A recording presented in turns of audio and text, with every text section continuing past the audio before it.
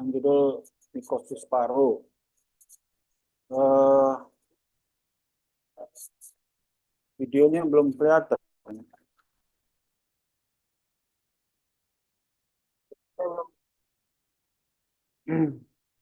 Oh, videonya mana?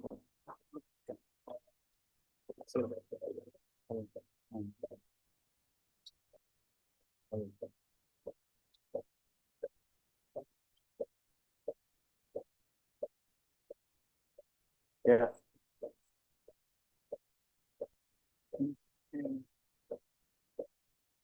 Ya, Assalamualaikum warahmatullahi wabarakatuh. Selamat siang ya. Selamat sore. Suara saya terdengar. Ya, kita kuliah mengenai mikosis paru ya. Mikosis paru.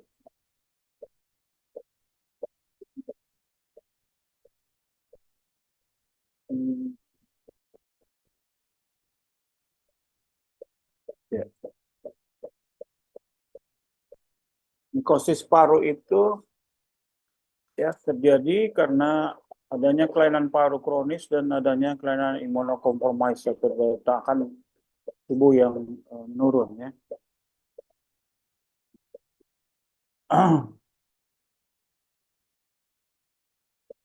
Nah, kelainan paru yang kronis ini bisa disebabkan oleh keganasan rongga toraks ya atau kanker ya. Bisa juga disebabkan oleh TB paru atau post TB ya. Post TB ya dengan kelainan yang luas. Artinya post TB dengan adanya kecacatan, meninggalkan kecacatan. Misalnya adanya dengan kavitas ya ataupun bronkiektasis atau destroyed lung. Artinya dia sembuhnya tidak tidak bagus penyembuhannya ya. Dia meninggalkan cacat. Cacat itu misalnya seperti kavitas ya yang besar ya yang tidak menutup itu bisa menimbulkan nantinya terjadi infeksi daripada jamur ya atau mikosis. Demikian juga dengan kecacatan yang lain seperti terjadi bronkiektasis ya ataupun destroyed lung atau luluh paru ya. Destroyed lung ini bahasa Indonesia luluh paru. Bisa terjadi infeksi, gampang terjadi, mudah terjadi infeksi daripada jamur atau mikosis.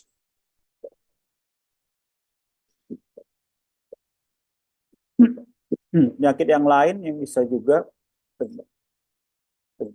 memudahkan untuk terjadinya infeksi jamur di paru yaitu PPOK ya atau penyakit paru obstruktif kronis ya. Juga asma ya.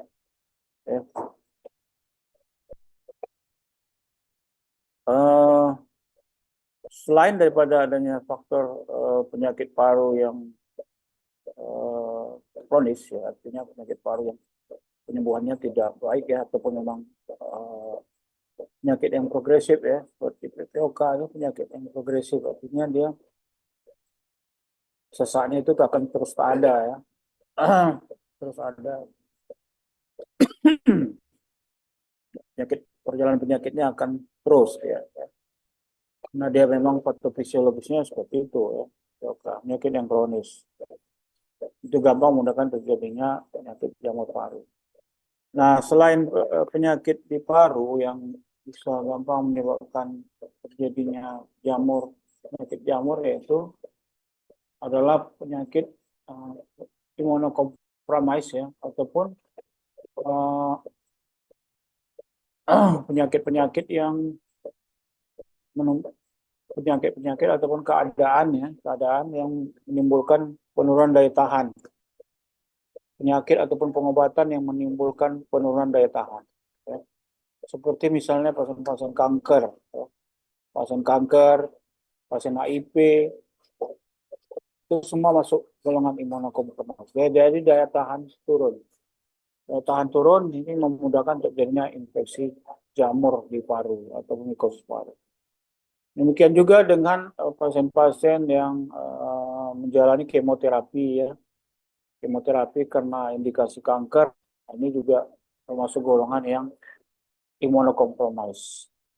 Demikian juga dengan pemakaian obat-obatan steroid, misalnya jangka panjang, ini juga risiko untuk terjadinya mikosis paru juga tinggi. Juga dengan pemakaian antimikroba ya, untuk antibiotik yang spektrum luas dalam jangka panjang, itu juga akan memudahkan terjadinya infeksi jamur atau mikosis paru ya.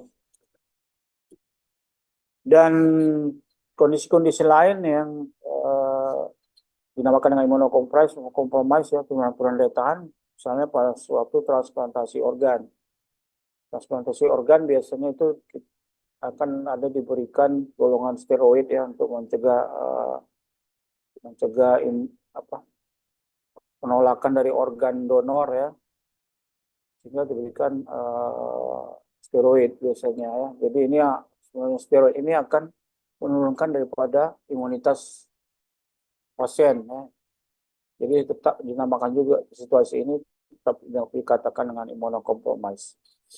Kemudian penyakit kronik yang lain seperti diabetes, gagal ginjal, sirosis hati juga menimbulkan keadaan yang imunokompromis atau daya tahan yang menurun, sehingga memudahkan terjadinya infeksi daripada jamur di paru.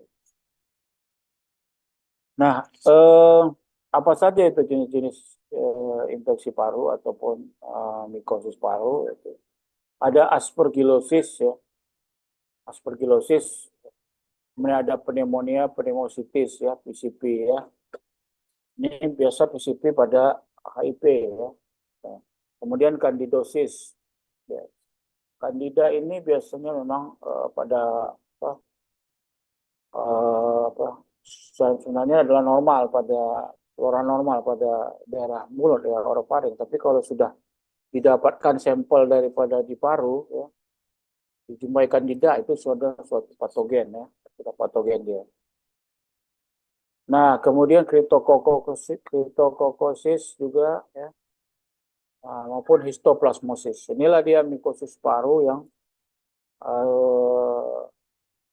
sering kita jumpai, tidak sering ya, maksudnya jenis-jenis jamur paru, mikosis paru yang sering kita jumpai ya.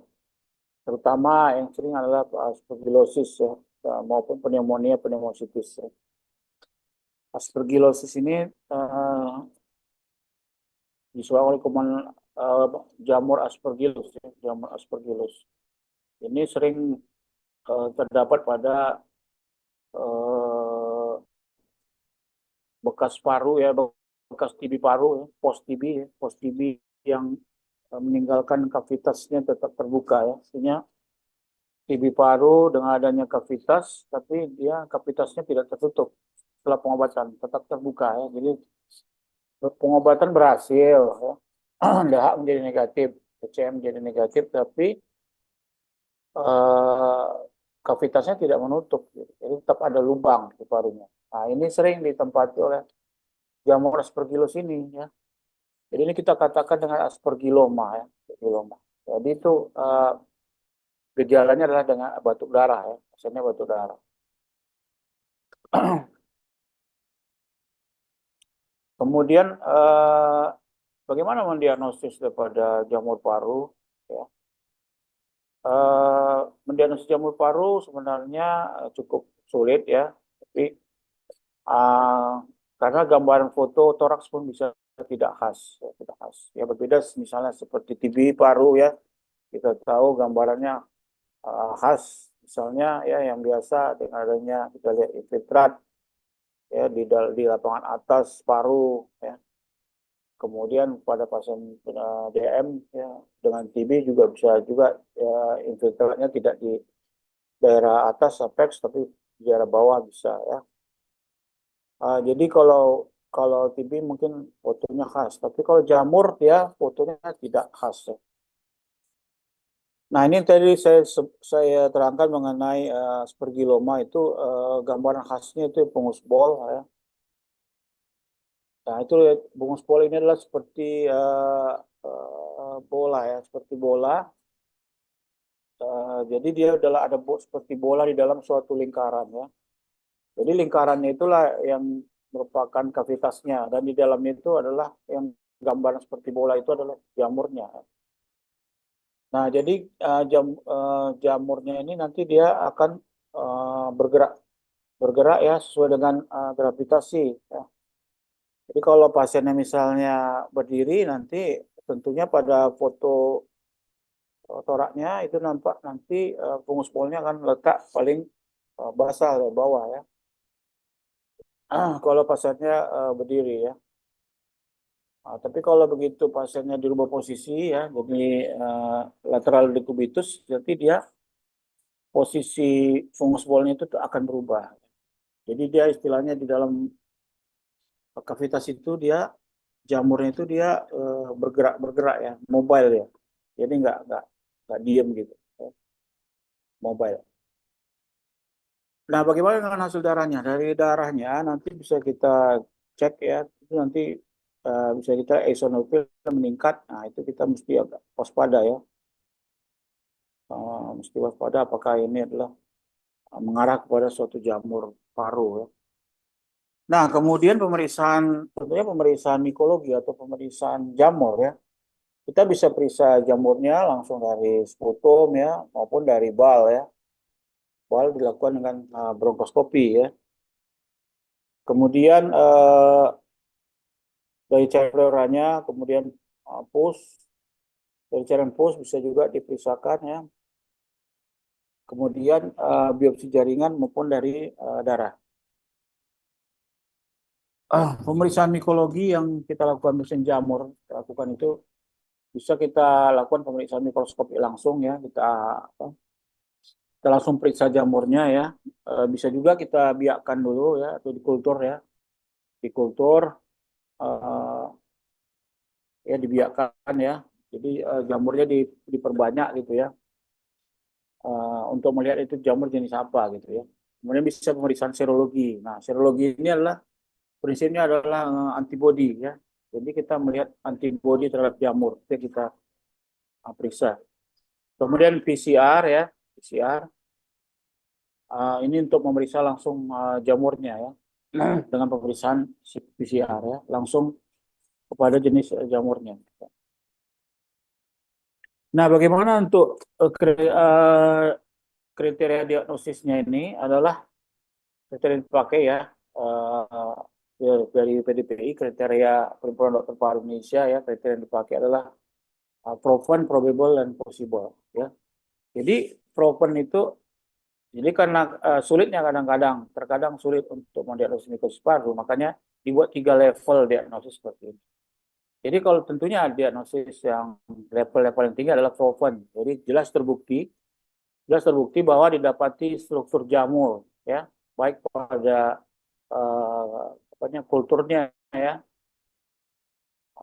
baik pada kultur atau pembiakan ya, itu dijumpai struktur jamur dan diketahui misalnya jamurnya apa jenis apa gitu ya. Nah, itu proven terbukti dia. Nah, di bawah proven ada probable ya, probable. Nah, jadi probable ini agak singkat di bawah proven ya. Jadi dia probable ini ya, kita langsung aja masuk. Yang paling rendah adalah possible ya. Nah, kita langsung aja masuk satu ya, ini proven ya. Proven itu kita dengan diagnostik yang paling tinggi. Jadi dia kriteria diagnostiknya tentunya harus ada hostnya ya, faktor penjamu hostnya ya, faktor dari hostnya. Kemudian dari darahnya kita cek ternyata ada penurunan daripada leukosit ya atau neutropenia ya. Kemudian demam lebih dari 96 jam ya. Refraktor dengan antibiotik yang adekuat ya. Kemudian menerima transplantasi sum tulang ini tadi ya, transplantasi tadi ya. Kemudian memakai kortikosteroid jangka panjang ya. Tadi kita terus terangkan di awal bahwa pemakaian steroid ya, transplantasi juga itu akan menurunkan imunitas. Jadi gampang terjangkit daripada jamur paru ini ya, mikosis paru. Kemudian mendapat terapi imunosupresan dalam 90 hari terakhir ya. Dan pasien-pasien imunodefinsiensi berat. Kriteria selanjutnya ada kriteria klinis dan kriteria klinis mayor dan minor ya. Kriteria klinis mayor itu ada filtrate baru, kemudian halosign, recurrent sign. Kemudian kriteria klinis minor, dilihat dari gejala klinisnya, kemudian ada batuk, batuk darah, ya. Kemudian nyeri dada saat napas, perorap, infiltrat baru yang tidak sesuai kriteria mayor.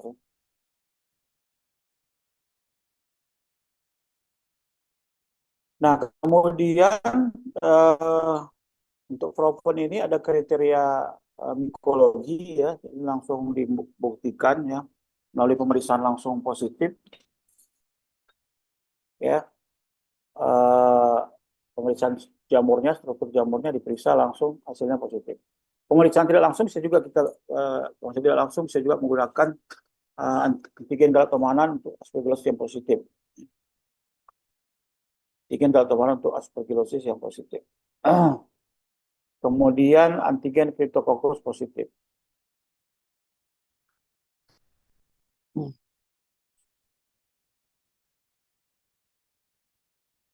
Nah, kalau tadi probable ini ada kriteria di bawahnya adalah kriteria probable, yaitu paling sedikit satu kriteria faktor penjamu, kemudian satu kriteria klinis mayor atau dua kriteria klinis minor. Kemudian satu kriteria mikologi. Nah, diagnosis tingkat level diagnosis yang paling rendah adalah possible ya. Jadi possible itu paling sedikit satu kriteria faktor penjamu. Ya. Satu kriteria klinis mayor atau dua kriteria klinis minor atau satu kriteria mikologi. Ya. Nah, bagaimana penata laksanaannya? Penata laksanaannya dengan pengobatan ya. Kita ada beberapa obat anti jamur ya. Itu ada golongan polien ya. Kemudian golongan alilamin ya. Kemudian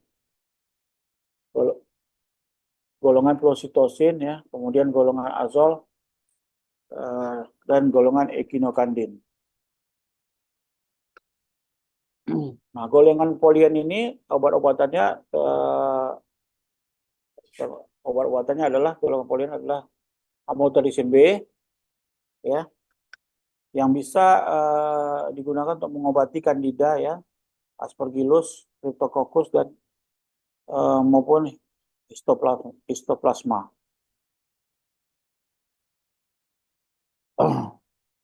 Fluoxetine itu diindikasikan untuk Candida dan Cryptococcus.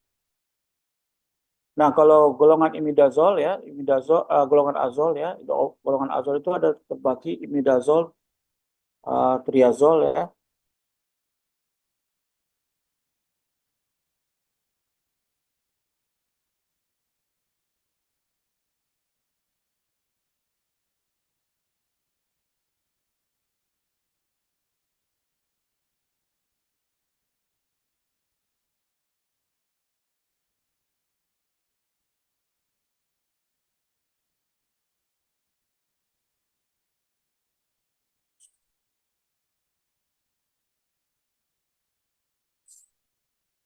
Oh,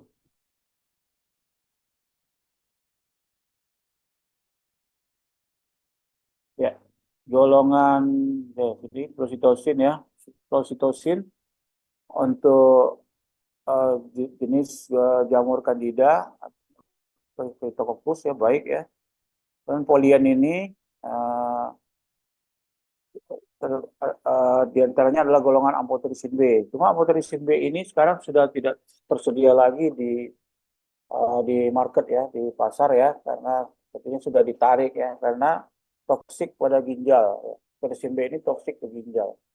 Sebenarnya amphotericin B ini sebenarnya yang ya,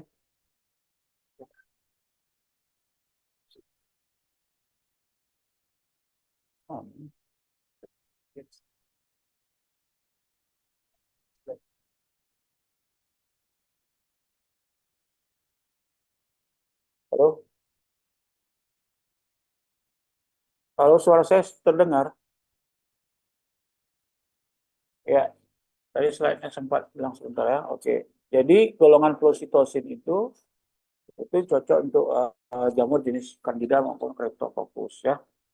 Nah, golongan polien ini diantaranya adalah amphotericin B ya. Itu memang spektrumnya luas untuk hampir semua jamur bisa di-cover oleh amphotericin B. Cuma kekurangannya adalah amphotericin B ini adalah toksik ke ginjal ya, toksik ke ginjal. Ini yang saya susah untuk mendapatkannya. Mungkin pun sudah ditarik daripada pasar ya. Jadi tidak susah untuk mendapatkan obat ini, amphotericin B. Nah, amphotericin B ini efektif ini untuk Candida, Aspergillus, Cryptococcus maupun Histoplasma. Jadi hampir semua jamur itu bisa di-cover oleh amphotericin B. Ya. Uh,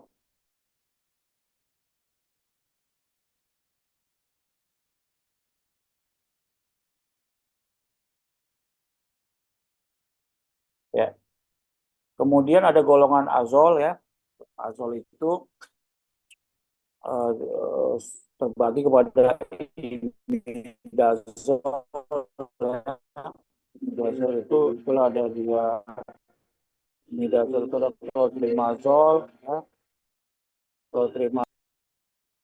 Imidazol itu clotrimazol, miconazol dan ketoconazol.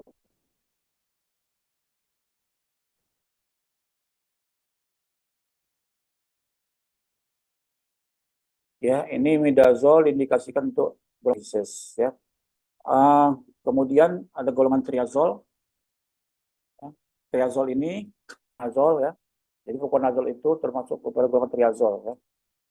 Itu dia diindikasikan untuk Candida ya, Cryptococcus pyoparmans, Histoplasma ya. Dan ada golongan intraconazol. Jadi selain fluconazol ada golongan intraconazol yang diindikasikan untuk Aspergillus ya.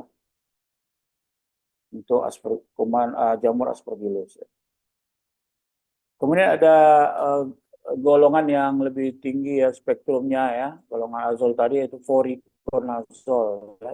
Itu diindikasikan untuk Aspergillus dan Candida ya. Kemudian ada golongan posaconazol diindikasikan untuk Candida. Kemudian ada golongan echinocandin ya, echinocandin ini salah satunya adalah micafungin ya, golongan micafungin ya, itu diindikasikan untuk Candida dan maupun Aspergillus ya. Ya, demikian presentasi mengenai jamur paru atau mikosis paru ya. Kira-kira ada pertanyaan?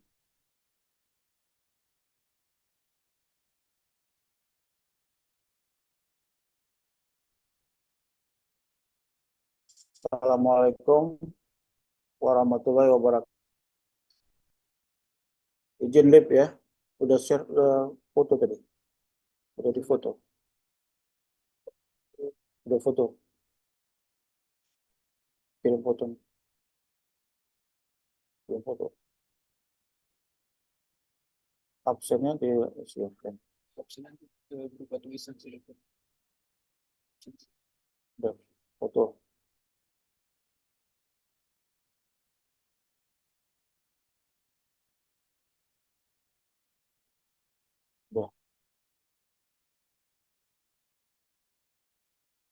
Udah foto. Oke ya. Saya. Oke, udah foto. Saya izin live ya.